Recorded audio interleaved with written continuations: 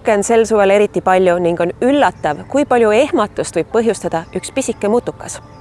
Tallinna Ülikooli taimeökoloogia dotsent Tiina Elvisto. Miks osad puugid kannavad haigust ja teised mitte? Haigustekitajad, viirused ja bakterid on puukide näol leidnud endale vägeva abilise.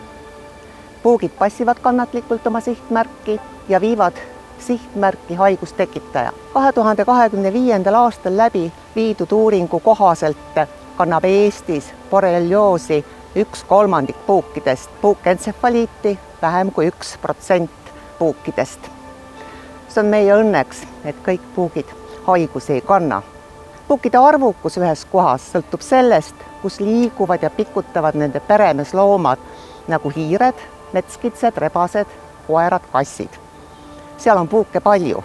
Enne kui soovime minna puukide elupaika, siis tasub ennast lõhnastada nelgi, kaneeli või mõne muu õliga, mida puugid pelgavad. Kui aga soovime kaitset rohkem kui tunnikeseks, siis sobivad paremini apteegist saadavad pihustatavad preparaadid.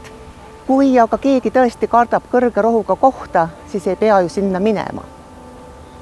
Aga miks mitte proovida? Seal on kena ja mõnus.